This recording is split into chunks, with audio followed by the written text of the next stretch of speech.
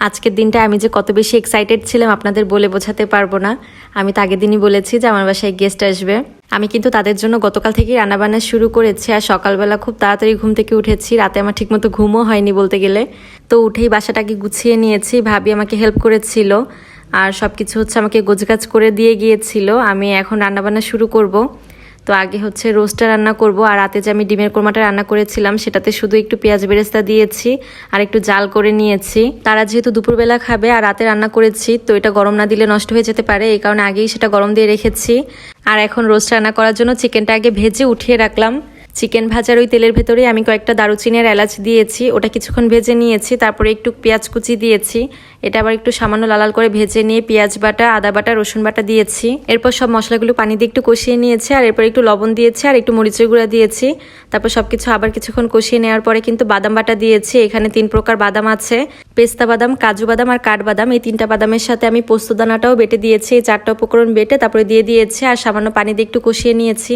তো আমি কিন্তু এর ভেতরে টক দইও দিয়েছি আর মশলাটা কষানোর সময় একটু ঘি দিয়েছি। এবার সবকিছু একটু ভালো করে ঢাকনা দিয়ে কিছুক্ষণ ঢেকে কষিয়ে নেওয়ার পরে কিন্তু আমি মশলা দিয়েছি। আর আমি এখানে রোস্টের মশলাটা ব্যবহার করিনি, মানে প্যাকেট মশলাটা দেইনি। আজকে আমি বাসায় যে ঘরোয়াভাবে রোস্টের মশলা বানিয়েছিলাম সেটাই দিয়েছি। এই মশলাটা বিরিয়ানিতেও ব্যবহার করা যায়। তো আমি একটু টমেটো সস দিয়েছি। তারপরে মশলাটা কষানোর পরে কিন্তু এখন চিকেনের পিসগুলো দিয়ে দিয়েছি। চিকেনের পিসগুলো তো আগে থেকেই ভাজা ছিল, এই কারণে হতে বেশি সময় লাগবে না। এই পর্যায়ে আরও কিছুটা ঘি দিয়েছিলাম, তারপর ঢাকনা দিয়ে ঢেকে কিছুক্ষণ রান্না করে নিয়েছি। আর এরপরে হচ্ছে জাল করা লিকুইড দুধ দিয়েছি। আমি রোস্ট রান্নায় কোনো রকম পানি ব্যবহার করিনি, দুধ দিয়েছি যে এটাতেই মাংসটা ভালো করে সিদ্ধ হয়ে যাবে। তো আমি এই পর্যায়ে হচ্ছে কয়েকটা কাঁচামরিচ দিয়েছি, আর এরপরে একে একে চিনি দিয়েছি, গুঁড়া দুধ দিয়েছি, আর সবশেষ আবার একটু ঘি দিয়েছিলাম। আর আমরা রোস্টে কিশমিশ খেতে পছন্দ করি, এই কারণে কয়েকটা কিশমিশও দিয়েছি। আর লাস্টে হচ্ছে সবশেষে আর একটু ঘি দিয়ে পেঁয়াজ বেরেস্তা দিয়ে নামিয়ে ফেলবো। আমার রোস্ট রান্না কিন্তু হয়ে গিয়েছে। গেস্টদের জন্য কিন্তু সব আয়োজনই শেষ, আরও অনেক কিছুই রান্না করা হয়েছে, যদিও এগুলো আমি ডিটেলসে দেখানোর সুযোগ পাইনি, কারণ বাসায় গেস্ট আসলে কিন্তু সব কিছু একবারে দেখানো সম্ভব হয় না। সব দিক একসাথে দেখাতে গেলে খুব বেশি প্যারা হয়ে যায় আর সব কিছু ঠিকঠাক মতো করাও যায় না। তো এই তো ডিমের কোরমা রান্না করেছিলাম, বিরিয়ানি করেছিলাম, তার সাথে প্লেন পোলাও ছিল, কাবাব ছিল, রোস্ট ছিল, তারপরে ইলিশ মাছ ভাজি করেছিলাম, মাছ ভুনাও করেছিলাম। তো এগুলোই হচ্ছে রান্নাবান্না ছিল। আর এই দেখেন আমার গেস্টরাও হচ্ছে আমার রান্নার ভিডিও নিচ্ছিল। তো কে আসছে এবার আমি বলি, ওরা হচ্ছে আমার কলিজার বান্ধবী, বলা যায় আমার জীবনের প্রথম বন্ধুই এরা। সেই স্কুল লাইফ থেকে আমাদের ফ্রেন্ডশিপ, প্রায় 18 বছরের বন্ধুত্ব আমাদের। 6 জন খুব ক্লোজ বান্ধবী ছিলাম, তার ভেতরে একজন দূরে চলে গিয়েছে, আর আরেকজন তো এতটাই দূরে চলে গিয়েছে যে তার সাথে আর কোনোদিনও দেখা করা সম্ভব না। তার কথা যত বলবো ততই কম হয়ে যাবে। এখনো 4 জন একসাথে হলে আমাদের তার কথা খুব বেশি মনে পড়ে। 6 জনের ভেতর থেকে 4 জন যেহেতু এখনো একসাথে আছি, তো এই 4 জনই আর কি দেখা সাক্ষাৎ করি। তবে আমার সাথে ওদের দেখা খুব কমই হয়। আমার যেহেতু বিয়ে হয়ে গিয়েছে, 2টা বাচ্চা আছে, তো ওরা 3 জন হচ্ছে হুটহাট করে মিট আপ করতে পারে, কিন্তু আমি পারি না, কারণ আমার 2টা বাচ্চা নিয়ে বের হতে খুব বেশি প্যারা হয়ে যায়।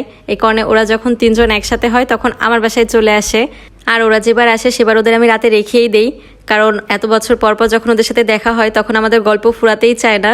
তো একদিনের আসা যাওয়াতে হচ্ছে গল্পটা শেষ হয় না, এই কারণে রাত ওরা আমার বাসায় থাকে আর আমরা মন ভরে আড্ডা দেই।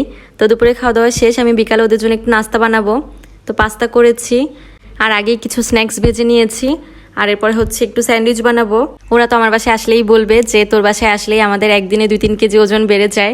এমনিতে এক একজন খায় না, ডায়েট করে, আমার বাসায় আসলে কোনো ডায়েট নাই, সবাই ইচ্ছা মতো খাবা। আমি যা যা রান্না করবো কষ্ট করে তোমাদের জন্য সব কিছু খেতে হবে। আলহামদুলিল্লাহ আমার 3টা বান্ধবী খুবই ভালো, আমি যা যা রান্না করেছি সব কিছু খেয়ে টেস্ট করেছে। অন্তত আমার কষ্ট তো সার্থক যে আমি যা রান্না করেছি তা ওদের খাওয়াতে পেরেছি। তো যাই হোক, সন্ধ্যায় হচ্ছে এগুলো নাস্তার আইটেম করা হয়েছিল আর সবাই খেয়েছি, গল্প করেছি।